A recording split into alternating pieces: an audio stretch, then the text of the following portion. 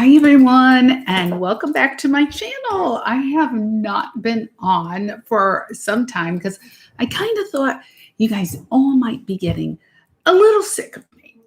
I don't know. But anyways, I am back, and guess what? It's been my 1 year on keto, and now I've transitioned into carnivore, and I'm going to tell you why in just a moment. You know, over the past year, I have learned so much. I have realized how really ignorant I have been in nutrition and in just health in general as a practitioner. So, if anyone out there is starting their keto journey or want to do carnivore or just want to decrease their carbs, that is the route to go. It's decreasing your carbs and decreasing your sugars. Now, the main thing that I have learned, every single person is individual. There is no way that somebody can go like Weight Watchers or Nutrisystem or I don't know. It was funny because my friend and I were going over all the diets we had, the Dukin diet, the no sugar diet, the pineapple diet. There's like I can't even count. There's millions and millions and millions of diets with people trying to lose weight. But that should not be your focus.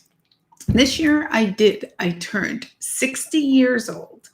And I got to tell you, I am in the best shape of my life right now, both physically, muscularly, laboratory wise, and I feel fabulous. My mind is clear and focused. And I can tell you why, because I took the time to learn how my body works, how it functions, how sugar is like poison to my system. And for years and years, we all did those low carb diets. I decided when I was 17 that, I have a spiritual side and I have a health side that I want to help people get healthy. And I also want to help people tap into their spiritual center of who they really are. Anyway, so through the year, I realized that something that triggers me to either eat more or something that makes my insulin kick in, makes my blood sugar goes up, might be found in another person. So those crazy things that we did, I turned vegetarian for a long time. And then I decided, and I was fat and unhealthy and tired and bloated all the time. So then I started eating protein in my 30s, kind of 40s, as I started eating protein. A lot of egg whites, still did the healthy routine thing, still not organic or anything like that. And I lost weight doing, a higher protein diet. But still, like I felt like my eyes were bloated, I still felt sluggish and all of that, the sensitivities. What it was is I found out over this year that I have food sensitivities. I never, ever in my wildest dream thought that I had food sensitivity. So what I ended up doing is my diet protocol is to intermittent fast, which I follow physicians who are recommending these protocols to their patients and health coaches so that, it's based in science. It's just not like somebody says, hi, I have 20 clients and I'm putting them on, I don't know, a high carb diet where they only eat lettuce and they lost weight. No, these are scientific studies, there's protocols, there's testing over long periods of time, there's, a control group, there's placebo group. Look, this is where I'm coming from. Throw away your scale, number one. Do not put it away. You don't have to throw it away. Put it away for weeks. You can weigh yourself at the beginning if you're starting this journey. Okay. Put it away for 8 weeks. Then you can start intermittent fasting like I did. I did a 48-hour fast. You don't have to do this. I'm not recommending it to anyone. This is what I did. I did a 48-hour fast.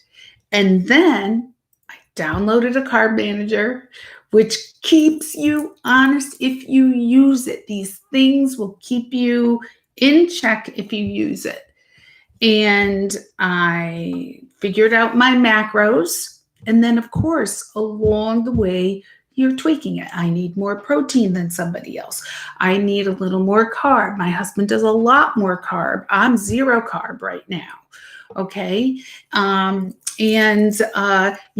people, I can't have stevia. I can have a tiny bit, but I really can't have stevia at all. And that's because I'm sensitive to a lot of different plants, which I did not know.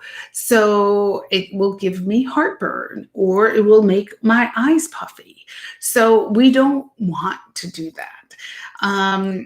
You have to decide whether feeling great mentally and physically is far more important than having that chocolate chip cookie or eating, I don't know, creamed spinach. That might be a trigger for somebody.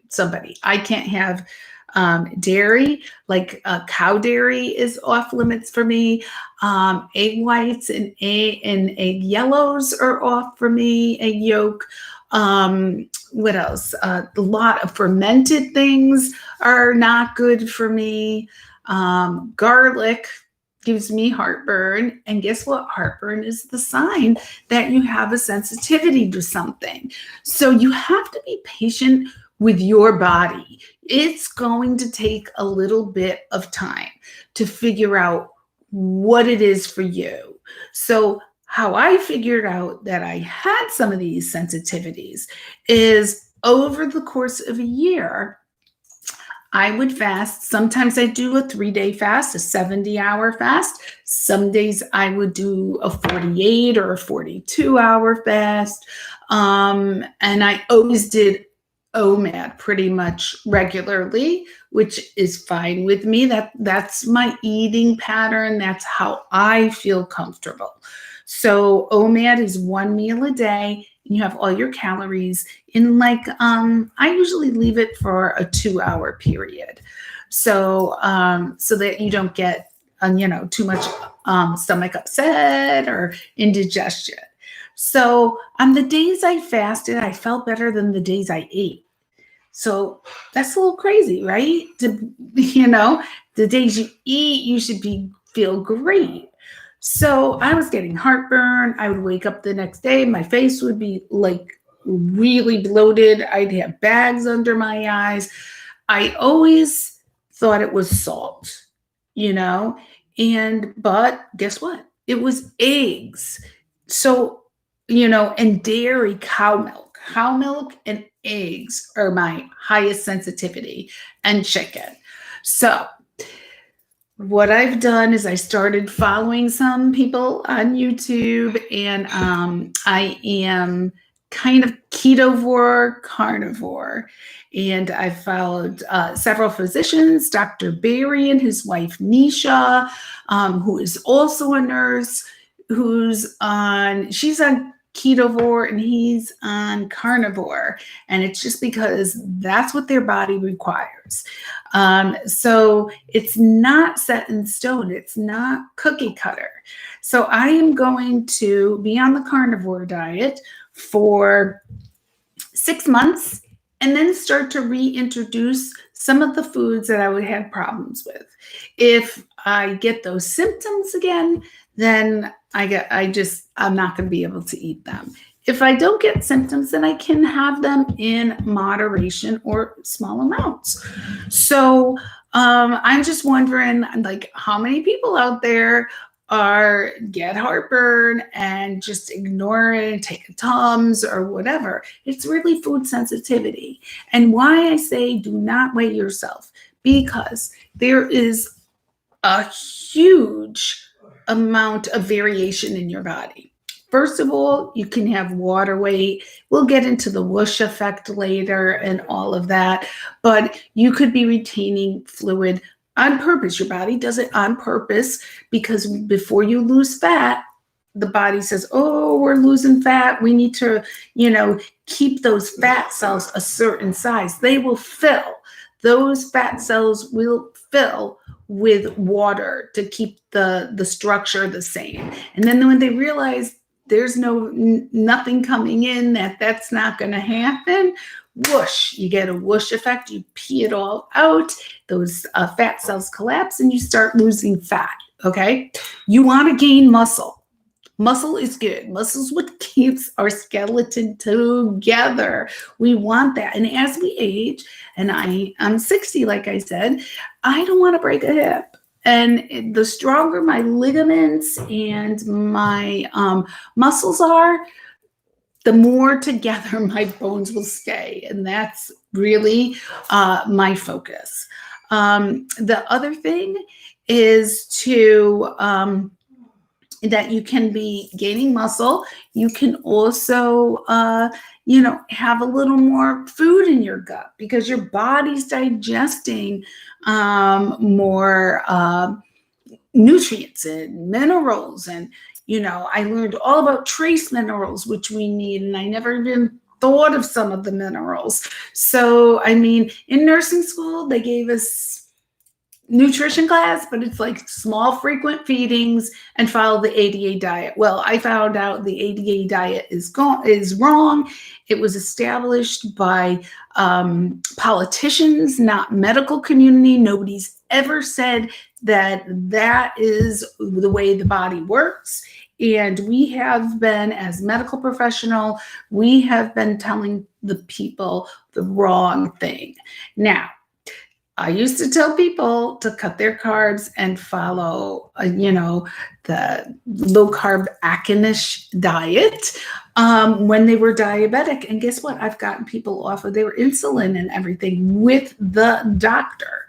So it is totally doable for anybody to increase at any age, to increase their muscle mass, get as healthy as possible, have their mental focus, and look great doing it. When you feel great, you look great, you will lose weight because your body knows what weight you're supposed to be and what's optimal. And I learned now that I always wanted to have those divots in my butt, but guess what? My muscles are not configured that way. My body is not configured that way. And for me to set myself up to say, I need to have, those divots in my buttocks, is just setting myself up for failure. And it's just, you just need to be as healthy as possible. And you should be so happy with that. So now I am going to do my series on what I've learned. I'm going to take one item each YouTube and just explain it. And, I have Facebook pages and I have a group, Smashing Your Insulin Resistant, which is totally a new word for insulin resistance, 2 words, for this year. I didn't even know I had it, and I haven't. And I never even heard of it. So it's exciting. It's educational. It's science-based. And I hope that you will tune in. Every Wednesday, I will be posting a YouTube video on what I have learned from my year of being on keto and then going into kind of a ketovore, carnivore diet, which is really an elimination diet of all leafy vegetables and things that you could be allergic to. So I hope you have a great day and we will see you soon. Okay, bye.